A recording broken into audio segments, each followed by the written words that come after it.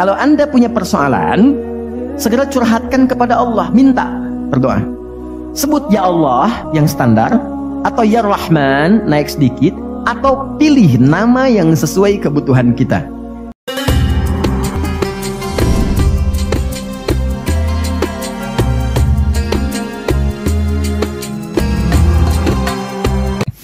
Secara singkat saja, mihrab itu satu tempat yang fungsinya mempercepat terkabulnya doa dan mendatangkan rezeki dari sisi yang tidak diduga. Awas, kita bicara keimanan ya, dan di situ dipertaruhkan. Mihrab ini tidak harus lebar dan luas. Sehamparan sejadah nggak ada masalah. Yang penting kita gunakan untuk ibadah saja. Di luar ibadah keluar. Itulah kenapa tempat imam disebut mihrab. Kenapa? Karena imam mewakili makmum untuk memohon kepada Allah dalam sholat berdoa. Makanya kualifikasi imam mesti khusus, bukan imam biasa. Baik. Kemudian tidak harus di masjid, di rumah boleh dibikin. Maryam pernah dibuatkan mihrab. Saat beliau mengkhususkan diri ibadah, di situ apa yang terjadi? Fataqabbalaha rabbuha biqabulin hasanin wa ambataha nabatan hasanan wa kaffalaha Zakaria. Kullama dakhala 'alayha Zakaria al-mihrab wajada 'indaha rizqa. Qala ya Maryam anna laki hadha? Qalat huwa min 'indillah. Innallaha yarzuqu man yasha' bighairi hisab. Ini poinnya. Setiap Nabi Zakaria mengantarkan kebutuhan Maryam, pakaiannya, makanannya, kebutuhannya, itu sudah ada. Dan ingat, status Nabi Zakaria itu nabi loh. Beliau tahu itu pasti dari Allah, tapi ingin dikonfirmasi apakah pendidikan beliau selama ini sudah meresap pada jiwanya atau belum. Ditanya, Maryam dari mana semua ini? Maka beliau jawab, Maryam jawab, huwa min indillah. Paman, ini semua dari Allah. Baik ya? Allah memberikan apapun yang ia kehendaki tanpa batas pada siapa yang diingini. Maka ini dibaca oleh Nabi Zakaria, mayyasha itu. Jadi kalau ada di Quran diksi mayyasha, jangan simpulkan ini untuk dia saja. Maksudnya, jadi seperti dia, maka Allah akan berikan seperti Allah berikan kepada dia. Maka Nabi Zakaria kemudian sholat di mihrabnya Maryam itu, minta sesuatu yang selama ini kata orang terbatas. Apa yang dilakukan? Sholat. Dalam sholatnya minta, perhatikan cara mintanya. Satu, menyebut nama Allah sesuai kebutuhan. Hasan, ya. Maksudnya apa? Nama yang ketika disebut melahirkan ibadah, melahirkan jawaban. Jadi Allah bentangkan semua nama terkait semua kebutuhan kita. Anda butuh rizki, sebut ya Razak. Anda butuh ilmu, sebut ya Alim. Ya kan? Anda butuh ketahanan mental diri, sebut ya Sabr. Itu 99 tersebar. Itu rumusnya di Quran surah ke-17 ayat 110. Quran surah 17 Al-Isra ayat 110. Qul id'ullaha aw id'ur rahman ayyamma tad'u falahul asmaul husna. Kalau Anda punya persoalan, segera curhatkan kepada Allah, minta, berdoa.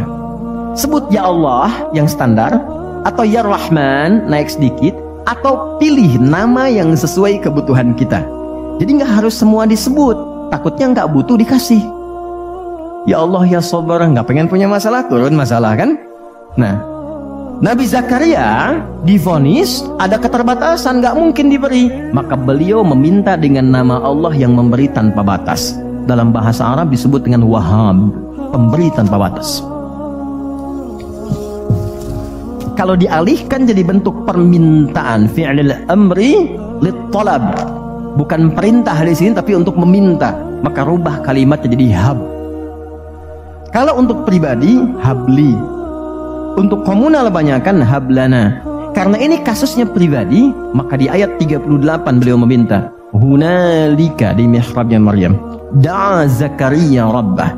Berdoalah Nabi Zakaria kepada Allah Rabbnya. Perhatikan, qala rabbi habli min ladunka dzurriyyatan thayyibah innaka sami'ud du'a. Ini fikih doa yang penting dipelajari. Ya Allah, ini kalau terjemah bebasnya begini, mereka mengatakan aku nggak mungkin punya keturunan, maka aku memohon darimu saja yang tidak punya batas dalam pemberian. Mereka katakan aku nggak mungkin, aku aku mohon kepadamu yang tidak punya batas dalam pemberian. Innaka sami'ud du'a, sungguh engkau pasti mendengar doaku. Kalau kepada yang maha mendengar tidak terkabul juga, kepada siapa lagi aku mesti memohon? Dan ini ada fikih doa bagus sekali. Jadi kalau berdoa, sebut nama Allah sesuai permintaan. Yang kedua, cari bahasa yang menyentuh. Itu semua nabi begitu.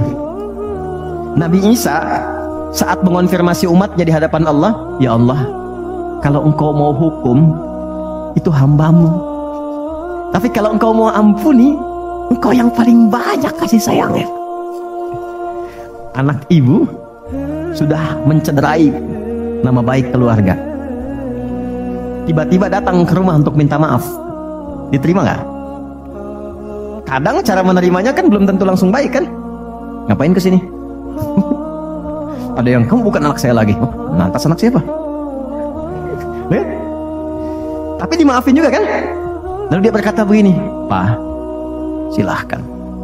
Kalau papa mau marah, mau pukul, silahkan. Tapi saya anak papa. Tapi kalau papa maafkan, memang papa adalah papa yang penyayang, yang selama ini seperti yang aku harapkan. Pukul nggak? Demi Allah, meluk dan air mata keluar. Nah, ibu saja yang punya rahim, punya sifat kasih yang dalam, apalagi Allah yang Rahman dan Rahim. Maka cari kalimat yang lembut.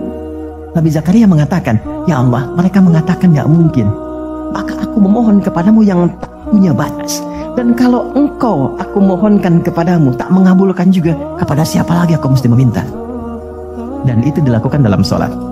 Dan masih berdiri, belum selesai sholatnya, baru mulai sholat, minta. Apa yang terjadi? Lihat ayat 39-nya. Pakai fa. Fanadathul malaikatu wa huwa qaimun yusalli fil mihrab annallaha yubashshiruka bi Yahya. Maka nggak ada jeda. Fa itu harfu atfin rabitin baina syai'aini bila hudud. Paham? Tidak. Huruf sambung antara dua peristiwa yang terjadi tanpa jeda. Peristiwa pertama berdoa, peristiwa kedua dikabulkan. Antara berdoa dan dikabulkan tidak ada jeda. Baru selesai minta, seketika turun malaikat menyampaikan doamu terjawab. Tidak menunggu sholatnya selesai. Ternyata kalau sholatnya benar, itu seketika terjawab. Dan beliau meminta dalam keadaan berdiri. Nabi Zakaria seorang nabi. Ini saya ingin tunjukkan keutamaan dari barakahnya Nabi Muhammad SAW.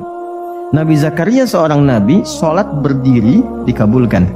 Kita umatnya Nabi Muhammad, sebelum sholat ditunggu oleh Allah, mau minta apa aku kabulkan. Maka turunlah Quran surah kedua ayat 45. Wasta'inu bis sabri wassalah. Kalau engkau punya persoalan, jangan mengeluh, kata Allah. Terima dulu dengan sabar, karena yang lain pun punya masalah. Perhatikan fikih masalah. Nanti kita belajar fikihnya ya. Kata Allah, aku menitipkan masalah ini bukan ingin membuat kehidupanmu bermasalah, tapi meningkatkan kualitas hidupmu supaya lebih baik kemudian hari. Karena itulah ketika aku berikan, tak mungkin aku titipkan kalau engkau tak mampu. Maka turun ayat berikutnya, la yukallifullahu nafsan illa. Jadi nggak mungkin diuji itu Anda nggak mampu, nggak mungkin. Jadi kalau Anda datang ke sini sekarang sedang punya masalah, seberat apapun, itu tandanya Anda yang mampu, saya tidak. Saya tidak dititipi itu oleh Allah karena saya belum mampu, Anda mampu. Kalau Allah percaya kepada Anda, kenapa Anda pesimis? Lalu katakan, inna ma'al usri yusra. Bahasa kitanya begini, pasti berakhir, pasti selesai, nggak ada yang nggak ada solusinya. Kalau sedang punya persoalan, tanamkan itu dalam jiwa. Makanya disebut al-insyirah, sesuatu yang lapang. Kalau kita menerima dan mengatakan seberat apapun pasti selesai, gak mungkin Allah tinggalkan. Tanamkan pada jiwa. Itu minimal lapang hati kita. Ya, dan itu yang punya kita di Quran. Katakan, yang praktekkan Jepang. Betul, di semua kegiatan pakai. Dulu ada yang senapas dengan Songgoku Songgoan tuh ada benteng Takeshi kan ya? Ya kan? Kalau mau naklukkan itu, ayo kamu bisa, kamu bisa, kamu bisa kan? Dibuatkan optimisme dalam dirinya supaya bisa. Nah ini kita ada ayatnya. Katakan pada dirimu, pasti selesai. Usah mengeluh. Mengeluh tidak menyelesaikan persoalan. Terima dulu, pasti Allah tingkatkan kualitasnya. Setelah itu apa? Bawa dalam sholat. Jadi konfigurasi sholat tuh gini, kalau pagi punya masalah, kenapa dipanggil zuhur? Supaya diselesaikan dalam zuhur. Zuhur ke asar punya masalah, diselesaikan di asar. Nanti akumulasinya diselesaikan di isya. Kalau belum tuntas, tahajud. Makanya orang yang benar sholatnya, tidurnya tenang, karena dia sudah curahkan kepada Allah. Ya Allah, engkau yang titipkan, engkau pasti selesaikan. Engkau yang berikan, engkau pakai tuntaskan. Engkau pasti tuntaskan. Lalu istighfar kan? Makanya begitu istighfar, tidurnya tenang. Gak percaya silahkan, coba dulu evaluasi istighfar, tenangkan, tidurnya enak. Tapi kalau anda gak lakukan, dalam tidur pun masih bermasalah. Tidur. Itulah sholat.